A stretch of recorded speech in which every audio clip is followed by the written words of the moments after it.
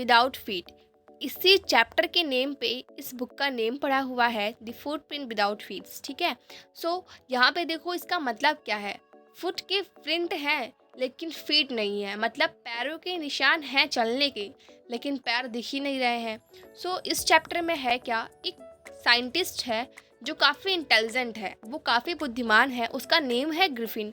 वो एक ऐसी चीज़ का इन्वेंट करता है जिससे कोई भी पर्सन इनविजिबल हो सकता है, वो दिखाई नहीं देगा, वो कंप्लीटली जो है पारदर्शी हो सकता है। ठीक है, सो देखिए यहाँ पे तो ग्रिफिन जो है ना, वो अपनी इस महान खोज का आविष्कार करने के बाद वो इसका एक्सपेरिमेंट खुद के ऊपर करता है। ठीक है, वो इसका मिसयूज़ करता है।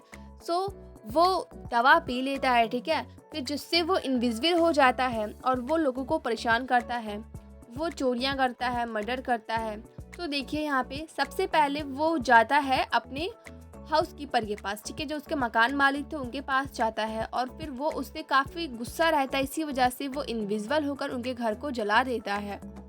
और फिर यहाँ पे देखिए वो इंटेलिजेंट तो इतना था लेकिन उसका दिमाग इतना काम नहीं किया कि जो उसका ओनर था, हाउस ओनर, ठीक है, जो उसका मकान मालिक था, उसी के घर में ही वो भी तो रहता था। उसने अपना रूम, अपने पैसे, अपने जितनी भी उसके पास कपड़े वपड़े थे वो सबको जला दिया।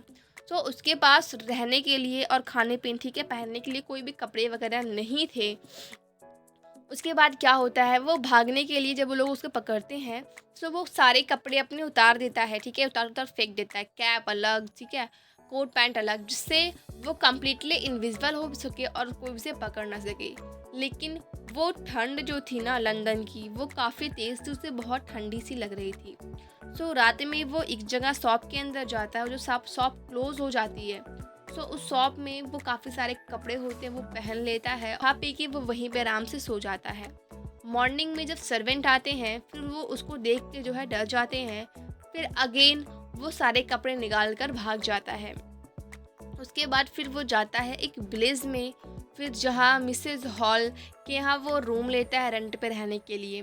सो उसका जो वहाँ पे हुलिया था वो कुछ ऐसा था कि उसने कैप लगा रखी थी और मुंह पे पूरे उसने वाइट कलर के बैंडेज लगा रखे थे, उसके ऊपर एक गॉगल्स लगा रखा था।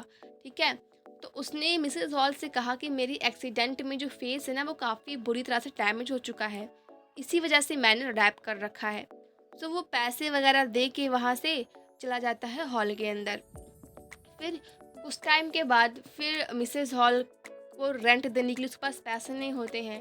फिर वहीं के उसी गांव के पास के जो चर्च के जो पादरी होते हैं, ठीक है, जैसे अपने यहाँ पुजारी होते हैं वैसे यहाँ पे पादरी होते हैं, ठीक है, उनके यहाँ वो चोरी करता है और फिर पैसे लाके मिसेस हॉल को सबमिट करता है। और फिर बाद में मिसेस हॉल और उनके हस्बैंड जब रूम में इंटर करते हैं वो देखते हैं कि वो चेयर है वो तेज़ी से उनकी तरफ अटैक करने को आ रही होती है। फिर बाद में पता चलता है कि वो सब कोई और नहीं ग्रिफिन ही था।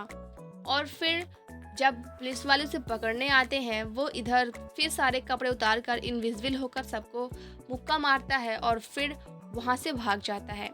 यही थी इस स्टोरी में।